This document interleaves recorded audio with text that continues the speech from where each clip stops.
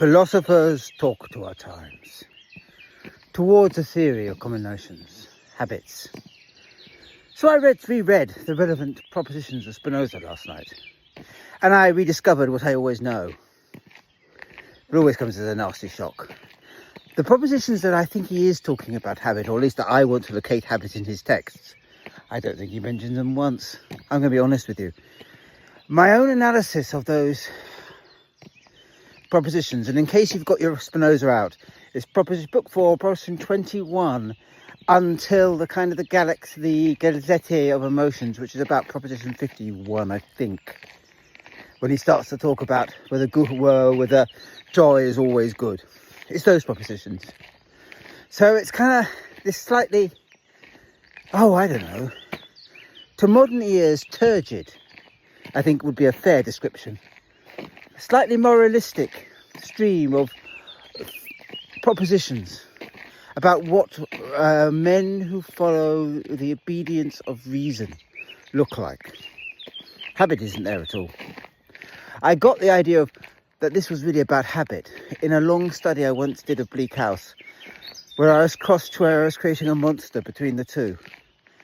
And the idea has just rested in my mind, because I think it catches something of what Spinoza says in a way that is easy for us to understand. But if I give it from Spinoza's point of view, and then perhaps tomorrow, I'm going to be all Hegelian, we'll reconcile. I'll try and give you a direct reconciliation. So in those propositions, Spinoza is talking about, he's just painted a really dark picture of humans. So that by proposition 21, I think it is, book 4, humans are screaming and saying, I see and approve the best, but do the worst. And this is the point where kindly Spinoza gives you a cuddle and says, this is the moment we can start to think about things that are a little bit more easy on the soul. And he puts forward a theory of the beginning of living under the phrases I think he says, I think it's a technical phrase, is under the obedience of reason. This is a curious phrase in itself, because it doesn't say you're living according to reason. You're not a man of reason, although he will talk about men of reason, but you're living according to the obedience of reason. The point is that you could be caught up with reason. You always are caught up within reason, without knowing that you are. And he explicitly makes that point. He says that a human strives to understand and to be happy and to act virtuously. And all these three are the same. Here he's almost repeating Plato, I suppose, or Socrates, but in his own Spinoza-y way. Only insofar as they actually exist. Now, those of you who have listened to an earlier series will know that actual existence is a very technical term for me in Spinoza. It means that you're in the middle of it. To actually exist is what God does. It's what your essence does insofar as it has a body that actually exists. It's an idea that is contained within itself, as opposed to being contained within something else. Most ideas, let me just show you the hills, there you go. The idea of those hills is contained in you, it's not contained in the hills. They don't have a mind as such, not in according to Spinoza's rules, because their idea is contained elsewhere. It's one of his real subtle distinctions, just to remind you. It needs to be said again and again and again. There is a difference worthy of the reader, a difference between what I perceive the world to be, between the thing itself and the idea of the thing as it exists in everything else. And bodies, insofar as they actually exist, are one of the small set of things, basically life and God, who contain the idea of themselves within themselves. So it's a very strong concept within Spinoza. So that's the first thing. So that means that all virtue, understanding and pleasure are caught up in each other, not insofar as they're abstract, but insofar as they are applied. More than that, all acts of goodness, he says, true goodness and true joy actually expand the mind. insofar as they give you pleasure. Because the pleasure is the understanding of the mind. Okay? Now, Spinoza is, of course, thoroughly aware, and he immediately says it. There are pleasures that are, as they are inadequate ideas, when you get fixated on the thing itself, on the thing that is giving you pleasure, that which is making joy. And if you do that, you'll lose sight of reason and you'll fall in love with love, and bingo, you're a slave. But that's because you've mistaken the transformation it is making within you. The transformation that makes you richer, makes you more capable of acting. And that's the next layer of this argument. That understanding pleasure given in actual existence is all about increasing your ability to act. And humans, insofar as they actually exist, become more powerful. The more they are able to perceive, the more they are able to act and to understand. Now notice, these are complicated ideas in the sense that they're neither one nor many. But I was asked yesterday very sensibly, are common notions singular or plural? Neither, both. Your initial common notion is had in the singular circumstance. That's why habit is so good at producing them.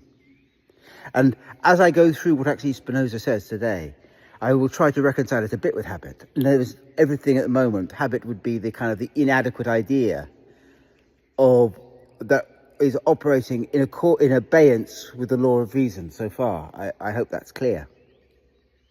Okay? So everything that you do should open up and allow you to act in new ways, in different ways, to create new common notions. A common notion is a powerhouse of ideas. It generates more ideas, always more perceptions, though, as well as ideas. Notice that. It increases your capacity to act. Now, this is in abeyance with reason, so those acts are joy. But they will include not just the second form of understanding, but also the first form of understanding. And the first form of understanding will understand them in terms of, as we understand everything, a moving multiplicity, neither one nor many, are being caught up with. But as these things actually exist, it is the middle, the being caught up with, the never being finished, never being quite over, that drives it forwards. And the common notion, the idea the idea that holds it in a one, that is secondary, so that the being in the middle creates the sense of unity. It's the same as the argument he's making with attributes. It's the argument he always makes when he uses that technical phrase, actually existing. It's a complex argument. You could say, is that a multiplicity? And I would go, well, you could call it a multiplicity or a plurality if you must, but it isn't. Insofar as I understand a multiplicity, it isn't. That might be something that's defective in my understanding. I fully accept that. Yeah, anyway. So, all living in abeyance with reason is always about increasing your capacity to act. Okay? More than that. And to be able to do more things, feel more things. Okay? And in a sense, that is what a habit does. It is fixing you. You could say, well, doesn't it just root you down to one thing? No, it doesn't. Because as you repeat it, you see variations in it. It opens up possibilities, chances, ways things are a little bit different, ways things could need to be changed. The point about a good Spinozian habit is it gets repeated, but every time it gets repeated, it both gets enforced, certainly, but it also gets challenged as it's slightly different each time. A Spinozian mind is aware of that difference. And we'll see within that other forces gradually bubbling up. It, if you like, creates the framework. And Spinoza kind of says that. He says it in a proposition which also says something else. He says that we are only acted on insofar as we are in harmony. So insofar as we have something common with that which acts upon us. This is one of those propositions because it is opening up the possibility to understand even pain. Okay? But it means that when something happens to you, there's a point where you must be able to fall back and in the quiet of your mind, always find the common notion that has acted on you. Even the most contrary of affects will have somewhere in it a common notion through which it affected you. If you like, you've always got to find the real cause for something. The real cause is, sorry, I meant that wrong, because the real cause is not what I mean.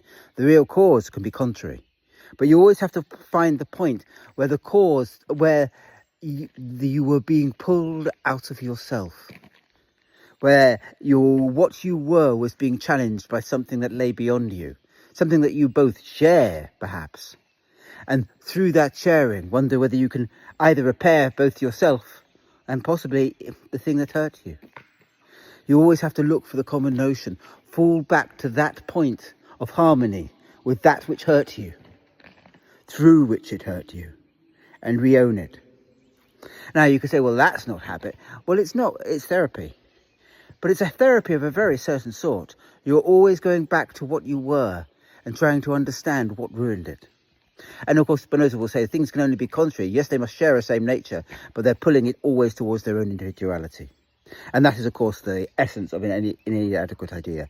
An inadequate idea is always being pulled by a singularity beyond you, or one thing that's sweeping you up within its orbit, within its power, through what you are and what it is.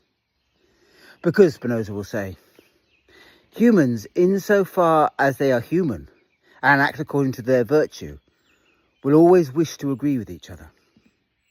The point, then, about living according to the abeyance of reason, forming good habits, is that those are habits that can be shared, necessarily communicated. To live under the guise of reason is therefore to create a framework that you would have everybody else also follow. And what's more, to understand in that following how they could differ from you and how that would enrich you. So that folk who follow the dictate of reason not only form steady minds that are always doing the same thing at the same time, but also are open to other minds who are always doing the same thing at the same time as well. This is, if you like, the community of science. But it's any sort of community where what you are doing, you are learning about the world carefully. You are learning it in such a way that you are always in control, or if you're not in control, you're capable of beginning to think about how that control has slipped of the world in which you are in. And if you meet somebody else who is following a slightly different rhythm to you, you will be able to blend in, harmonise, and create yet more common notions between the way your different habits meet. So habits are kind of universalizable. Universalizable not by just being their universal truths. They're not passive in the reason, but actually through actively engaging within the world, through forming patterns that you would have others fall. A certain steadiness of mind, an easiness of nature then. That is defining what it is to live under the obedience of reason. Okay? In all of this then, somebody who is following reason will be always looking for the right sort of pleasure. It is a rhythmic pleasure, a pleasure that is not overwhelming, that always leads to further understanding, that always challenges them, but in a way that they can simply generate new thoughts, kind of almost organically from within. There are other common notions and other ways you can form common notions that come as a surprise or fall on you from outside. But why I call these the common notions of habit is that they're the ones that come from your daily practice. From the fact that as you grow older and you've done things more, you feel more in control of the world in which you live. Understand it more. Understand just simply by the process of living, as long as you're not a total moron or get swept away by some foul cult. You actually understand more about what makes humans work. So it is that kind of slow wisdom that grows with age that he's talking about in these sorts of common notions. A wisdom that has its own rhythm, that is kind of communicatable, but also you have to actually exist, you actually have to live in order to understand it. It was always one of those mysteries for me, you see, about common notions. Common notions in Spinoza are multiple. They always lead to further common notions, and they must be everywhere. They're not rare. We form common notions, but we don't really understand that we form them all the time. We don't develop them. We don't run with them. We just notice them. Okay, they're kind of passive in our minds. And what Spinoza is doing here is giving you the framework that will allow you to have them active. So what do I mean by they're passive? Humans will agree, kind of in reason, certainly, we all should agree with each other. But what that practically means is something highly complex. Or I'll give you another example. An example straight from the heart of the Ariège. The Ariège is absolutely full of communities that are in the process of failing. Okay? Because there is a dream. People move to the wild mountains and they think, this is a landscape wild enough. I shall live in a community. We shall look after each other, help one another. We're all therefore thinking in our Spinozian ways. We see a common notion of a community that works. And Spinoza, of course, uses this example about how humans form communities in these very propositions, although he does it in terms of the wider state. Okay? And communities endlessly get formed and endlessly fall apart. Why? Because from the very simple common notion, humans ought to live in communities, which is a common notion, actually getting it to move, getting it legs, getting it to understand what that actually means in actual existence beyond the bald abstract statement that is almost just a product of reason as it impacts on how we live in the world and remember our families and remember who we could be. Actually getting it moving so that you get a functioning community. That's a different thing. To do it, you need to have people who are fairly dedicated at living in the community, or you have to have people who are very good at making communities, at moving them along, at keeping everything oiled, keeping everything from getting too hierarchical, understanding those hierarchies that are there. It's quite a hobby. I have to confess, it's a hobby of mine. I love communities. I love getting them going. I love taking communities that don't work and getting them moving a bit, because they're common notions. They're a practical example of a common notion, is how you find ideas that will galvanise whole groups of people so that they can do things together, discover other things about themselves, move into other ways of being. It's always one of those lovely, remarkable ideas that I think I got from Spinoza and nowhere else. This idea that we all long for something. We can all kind of think about how to do it, but actually moving it along, getting the common notion going, that's a different thing. And habit is a very good way of doing that. It's a very good way of appealing to those things that everybody always does. And then starting from there to work out how you can create a community that can do something different, something new, something that changes and challenges the world. So one of the interesting things for me, and I'm going to come back onto this tomorrow, unless I do, I always give myself a get out clause just in case when we do dystopia, in case I get inspired. I have 2 more to do on the dystopic series, by the way, that I absolutely have to do. It's just I can't face them at the moment. I'd rather be off in the 17th century. But anyway, I will try and give you more practical examples tomorrow of the sense in which habit is reconcilable with these propositions. We often read them from about 21 to about 52. You'll know it. When Spinoza stops talking about what I'm talking about. He doesn't mention habit once, but he mentions reason, the obedience of reason, and creates the idea of humans who are forever trying to work themselves out in terms of communities, in terms of established practices, which I resolve into the way I resolve them into habit. You're entitled to say, nonsense. But what he is clearly doing here is working out ways in which common notions impact on the world on the level of the community. He's giving you a practical guide. And as he does it 4 times in Ethics, but this is one of his most worked through guides. So if you don't resolve it in a nice word like habit, you've got to think of a way to get into that, to understand it. Oh, on one level, it's terribly easy to understand, but that's almost its poison. It's so easy to understand. We go, well, that's just piffle, isn't it? Just Socrates. But making it have legs as you actually exist, that's the rub. Turning it into a theory that allows you to understand how to rummage around to make communities work. That's the goal. Understanding how you can create habits that don't just restrict the mind, but allow you to augment it and to change who and what you are. That is always the dream. That's the thing about Spinoza. Ideas that can feel totally passive have a way of being able to be spun, to be given legs, and to start marching on their own.